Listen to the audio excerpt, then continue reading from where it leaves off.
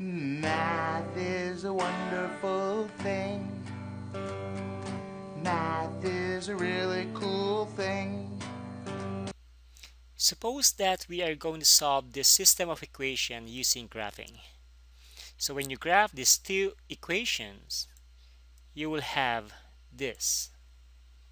Note that the intersection of the two lines is located here. It is very difficult for us to identify the x and y value of this point of intersection. In this case, the graphing method is not the best way to solve this system. So in this video, we are going to discuss the other method on how to solve a system of equation. This method is what we call substitution. So the substitution method is used to eliminate one of the variables by replacement when solving a system of equations. It's like grabbing what one variable equals from one equation and plugging it into the other equation. In this method, we either solve for y and then we solve for x. Or, depending on the given problem, we can solve for x first and then we solve for y. So let's explain these steps using an example. So here is our example number 1.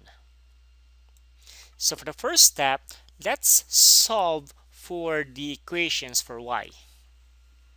In this case, both equations has been solved for y. So step 1, we are already done. Next, grab the y value and plug it into the other equation. So let's say this is the y value that I'm going to grab. I'm going to plug this one into the other equation. So the y here will now be equal to negative 2x. So I will replace the y here by the y value in our first equation. So y, which is equal to negative 2x, equal to x plus 3. Now we are going to solve this new equation for x. So we have to subtract x to both sides. We will have negative 3x equals 3, and then divide both sides by negative 3. We will have x equals negative 1. Now once we have the x value, we are going to place this new x value into either one of the original equations in order to solve for y. Now if we are going to choose the first equation, we will have y equals negative 2x, but x is equal to negative 1. So I'll replace x by negative 1. So the y here will be equal to positive 2. So the solution for this system is x equals negative 1, y equals 2. Now if you chose the second equation, you will be able to get the same y value. So let's use the second equation.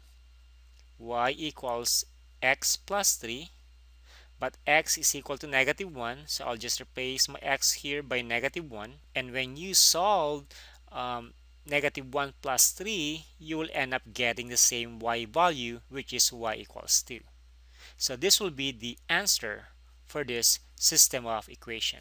Of course, we need to verify or check our answer. So how do we verify? We are going to plug in our x and y value into our system of equation. So I have here y equals negative 2x, and then the other equation is y equals x plus 3.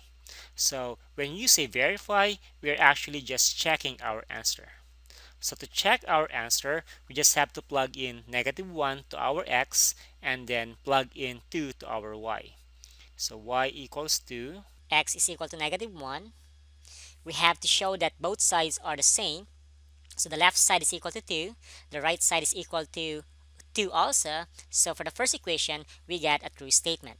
For the second equation, y is equal to 2. X is equal to negative 1. So we have 2 equals negative 1 plus 3 is also equal to 2. So since we showed that both equations will be true after we plug in this point, we can then say that our answer is correct. Our second example. In this case, we are going to solve for y. If you look at your equations, it is easier for us to solve the y value in our second equation, since it will only involve one step and we will not have any fraction. Look, if you solve y in our equation, you will end up getting a fraction. So I don't recommend getting a fraction when you're solving for a variable. So in our second equation, I will solve for y. So I will just subtract 3x to both sides, and you will have y is equal to 7 minus 3x, or you can write negative 3x plus 7. So if you're solving for y, we are going to grab the y value. We're going to use this y value and plug it into the other equation. So we are going to plug this one into the other equation. And then we are going to solve the new equation for x. So let's plug in the y value to our first equation. You will have x plus 2 times y equals 4. But again, we are going to grab the y value here, which is negative 3x plus 7. So we just replace the y value by negative 3x plus 7. And that's why we call this one substitution method. We are replacing one variable that came from the other equation. So we just have to simplify this and we'll be able to solve the value of our x. Alright, so we will have x, then we distribute the 2, we'll get negative 6x. 2 times 7 will be 14 equals 4. X minus 6x will give us negative 5x plus 14 equals 4. Subtract 14 to both sides, we'll get negative 5x equals 4 minus 14 is equal to negative 10. Using the division property, we'll have x on the left side equals 2. So our x value is equal to 2. Once we solve the x value, we are going to plug this one into either of the original equations. We can plug into the first equation or to the second equation. Now when you choose the equation that is easy to solve. Now in this case, you can choose any of the equations. I'll just use the first equation. If I'll use the first equation, I will have x plus 2y equals 4. So I can replace my x value by 2. And then solve for y. Subtract 2 to both sides, we'll get 2y equals 4 minus 2 is 2. Divide both sides by 2. And we are going to get y is equal to 1. So our answer will be x is 2, y is equal to 1. Of course, you might say, what if we plug in our x equals 2 into our second equation? Well, you'll be able to get the same y value. Alright, so let's try to check if this is correct. So to check, let me just copy this equation. So remember, the answer that we got here is 2 comma 1. So let's try to verify. So x is equal to 2 plus 2, y is equal to 1. Is it equal to 4? So this is 2 plus 2, it is equal to 4. So the first equation is correct. Let's check the second equation. X is equal to 2, y is equal to 1. So 3 times 2 is 6, plus 1 is 7. The second equation is correct. Therefore, we can say that our answer is correct, 2 comma 1. Now what if we are going to solve the same problem, the same system, but this time we are going to solve for x.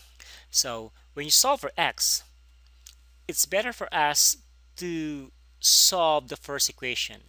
Again, because if we solve x here, we will end up getting 3x equals 7 minus y, and then when you divide both sides by 3, you will end up getting a fraction and having a denominator.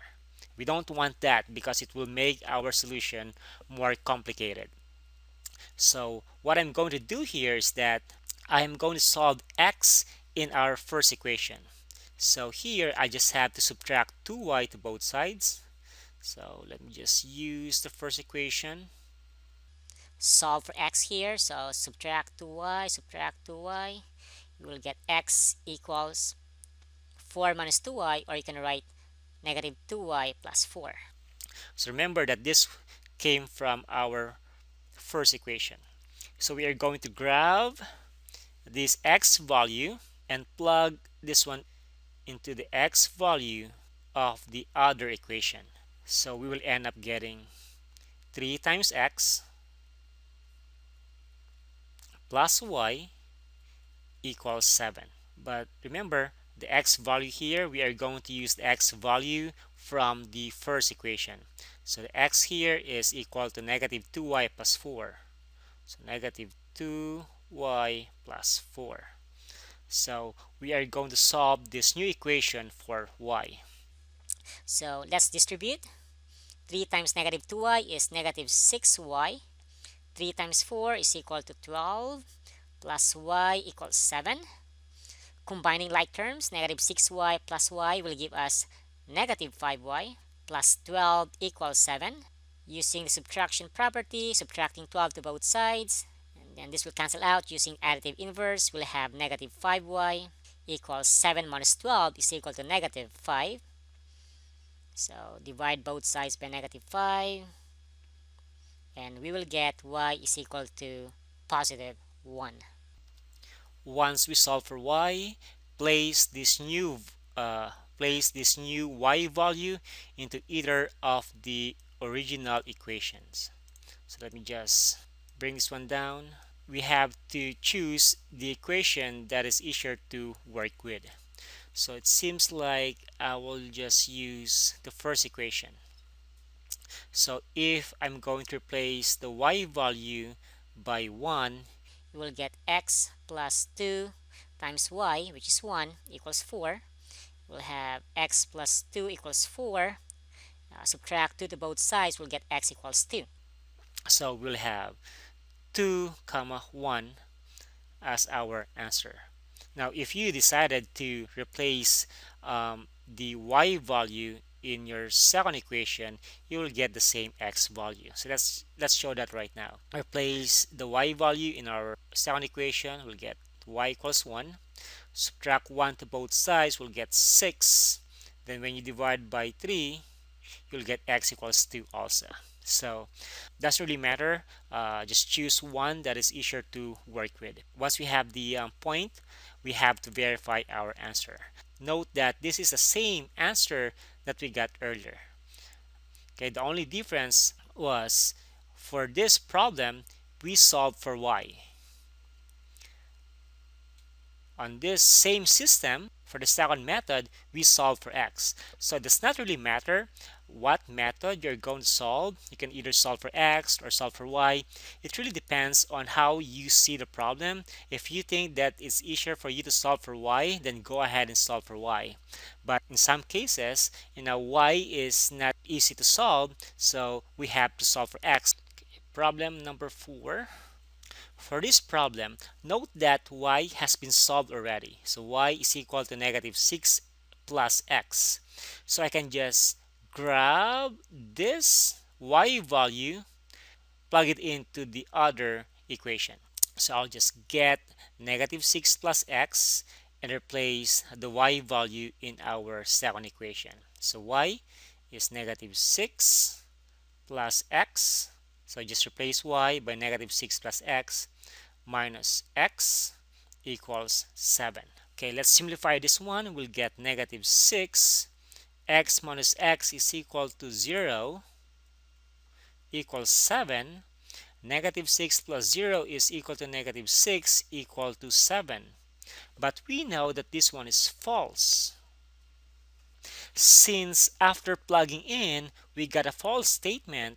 we can say then that the system has no solution. It means that these two lines are parallel lines. From the previous video, we said that if two lines are parallel, we can say that there's no solution. Okay, we have many solutions if we have the same line, meaning same slope and same y-intercepts, and we will have one solution if we have a point of intersection, meaning we have different slopes. Okay, so in this case we have -6 equals 7 is a false statement, so this one has no solution, meaning these two lines are parallel. And we can verify that by solving for y in our second equation. You will get y equals x plus 7, so the slope here is equal to 1. Similarly, in our first equation, the slope here, we can rewrite this as y equals x minus 6. So they have the same slope. Okay, so if two lines are parallel, they will never intersect. So there's no point of intersection. So meaning there will be no solution. So that's your example number 4. In this system, note that x has been solved already. So I can just grab the x value here, which is equal to -24 plus 3y, and plug it in to our x value in our second equation. So we will have -24 plus 3y, so that's the x value, which is -24 plus 3y, minus 3y equals -24. So let's solve this equation. 3y minus 3y is 0, so you will have -24 equals -24. Now this time we have a true statement. This system has many solutions. It means that these two lines are actually the same. So we can verify that by solving for x in our second equation. So note that the first equation we have x equals -24 plus 3y. If you will solve x in our second equation, we will have to add 3y to both sides. So we have x equals 3y minus 24, or -24 plus 3y. So these two lines are actually the same. So when you graph this, you will have two lines that coincide to each other. So one line is on top of the other line. Alright, so there we go. That's the second method. We will have another method that we'll discuss in the next video. Math is a wonderful thing. Math is a really